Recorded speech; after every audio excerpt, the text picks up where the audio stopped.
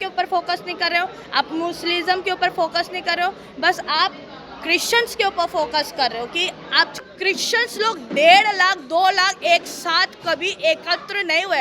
आपने मजबूर किया क्रिश्चियनिटी को दिखाने के लिए कि क्रिश्चियन कितना मजबूत है। अगर ये आपने काला कानून ला के दिखा दिया कि अब हम अगर एक हो गए तो फिर सरकार क्या, हम पूरी सरकार बदलने की काबिलियत रखते हैं। धमकी दे रहे हैं नहीं, हमारी मौजूदगी है छत्तीसगढ़ के बिलासपुर में और हमारे बीच में एक पास्टर है। अभी यहाँ पर धर्मांतरण कानून ला करके पूरे ईसाई समाजों को हाशिए पर खड़ा कर दिया है सरकार, और इसी सब मुद्दे पर बातचीत करेंगे। हमारे बीच में पास्टर जी है, क्या इनका कहना है? ईसाई धर्मों का धर्मांतरण कानून लाया है, कैसे इसको आप लोग फेस कीजिएगा, कैसे इसको देख रहे हैं? देखिए, हर एक कानून का तोड़ होता है। जैसे बलात्कार करने वाले का भी तोड़ होता है और हत्या करने वाले का भी तोड़ होता है। तो देखो, कानून आप लाए हो तो इसका तोड़ तो ईसाई समाज निकाल ही लेगा, किसी भी मुद्दा से या किसी भी चीज़ों से। पर हमारा ये मानना है कि जो कानून लाया गया है वो बेबुनियाद है, क्योंकि इसका कोई तोड़ नहीं। जो कि शासन हमको जो अधिकार देता है उसके बिना पे अगर हम लोग इस बात को करते हैं तो ये हमारा स्वयं का अधिकार है। और इसका एक छत्तीसगढ़ शासन आके अगर हम लोग को ये बोलता है कि तुम्हारे पास अधिकार नहीं है, तो ये तो सीधा सीधा आप हमको बांध रहे हो और हमको कोई बांध नहीं सकता। काला कानून कैसे? काला कानून कैसे मतलब? कैसे काला कानून? ये हमारे लिए हाँ। ये तो सरकार तो कर रही है कि आपको धर्मांतरण यदि करवाते हैं जबरदस्ती, तो आपको ये जो है आपके ऊपर ये लगेगा, कानून लगेगा। लेकिन यदि धर्मांतरण जबरदस्ती नहीं कराते हैं तो फिर कैसे काला कानून हो गया? ये तो काला कानून तो बिल्कुल बेबुनियाद है, क्योंकि आपने साबित ही नहीं किया है कि कोई धर्मांतरण हुआ है।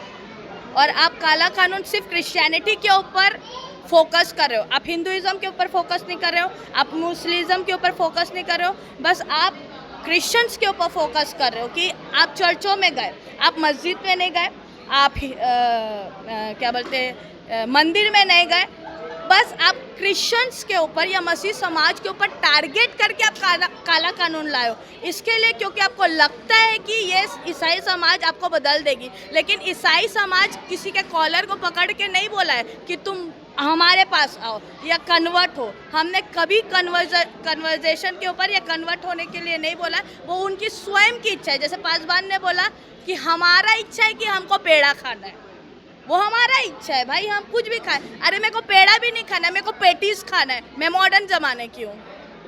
आप पेड़ा खिला रहे, मुझे मीठा पसंद नहीं है, मुझे मीठा पसंद नहीं है भाई, वो मेरी चॉइस है। अगर आप पेड़ा के बारे में बात करें, आप मिठाई के बारे में बात करें, मैं तो सरासर ये बोलती हूँ मेरे को मिठाई पसंद नहीं, क्योंकि डॉक्टर भी बोलता है कि मीठा नहीं खाना चाहिए।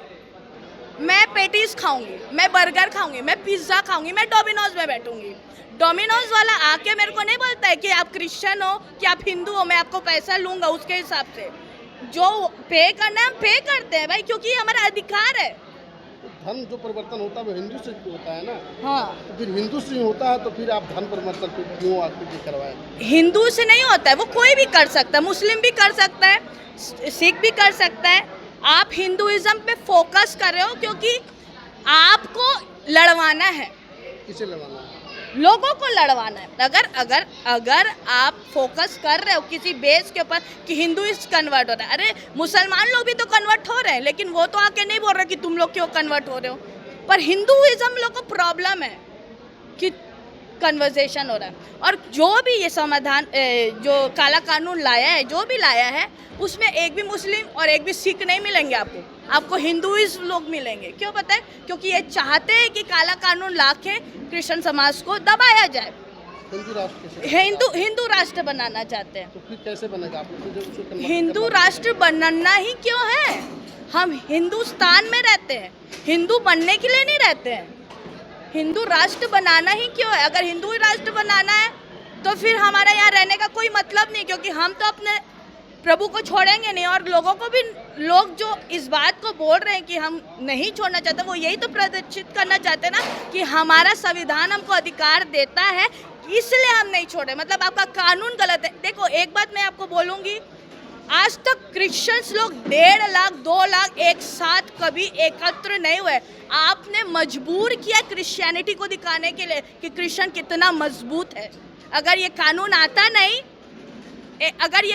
आता नहीं तो आप क्रिश्चियनिटी की ताकत को भी नहीं जान पाते। वो अपने अपने घर में चुपचाप काम कर रहे, लेकिन आपने काला कानून ला के दिखा दिया कि अब हम अगर एक हो गए तो फिर सरकार क्या, हम पूरी सरकार बदलने की काबिलियत रखते हैं। धमकी दे रहे हैं आप? नहीं, धमकी नहीं दे रहे हैं। धमकी क्यों देंगे भाई? हम एकत्रता, यूनिटी दिखा रहे हैं। क्योंकि कई बार ऐसा होता है ना कि लोगों को लगता है कि यूनिटी नहीं है, क्रिश्चियनिटी में यूनिटी नहीं है। लेकिन ये काला कानून ला के लोगों ने छत्तीसगढ़ को एक बोलते टिगर पॉइंट किया है, टिगर किया है कि देखो हम लोगों ने कानून ला दिया। तो ये टिगर पॉइंट, ये आपने जो टिगर किया है ना, वो पूरी छत्तीसगढ़ को एक करने की क्षमता रख दी है। जो अपने अपने घर में बैठते थे, जो सिर्फ अपना ही सेवा करते थे, वो एक साथ नहीं होते थे। लेकिन जो ये टिगर पॉइंट आया है, ये जो बोल सकते हैं, जो काला कानून लाने की जो बात हुई है, जो सिग्नेचर हुआ है, वो पूरे समाज को एक कर दिया। जो मैं तो धन्यवाद करूंगी इस बात का। सरकार यदि नहीं मानती है तो फिर क्या करेंगे? अगर नहीं मानेगी, रहेगा ही, ठीक है, रहेगा। सरकार अगर नहीं भी मानती है तो बहुत सारा उपाय है, जिसको संविधान का ही उपाय है। हम लोग हाई कोर्ट जाएंगे, हम लोग सुप्रीम कोर्ट जाएंगे, हम लोग अपना ऐसा कुछ नहीं करेंगे। जो आपने सरकार लाया, आपने जो कानून लाया, कानून से ही हम बात करेंगे और कोई बात नहीं होगा। सरकार नहीं मानेगी, सरकार मेरी बात नहीं मानेगी, पर हम लोग जाएंगे ना, सुप्रीम कोर्ट जाएंगे, हाई कोर्ट जाएंगे। बड़े, ये तो छत्तीसगढ़ के ऊपर लागू हुआ है ना, इंडिया के ऊपर तो लागू नहीं हुआ है ना। तो इंडिया के ऊपर हम लोग बात करेंगे, सिर्फ छत्तीसगढ़ का बात नहीं है, ये पूरी इंडिया का बात है।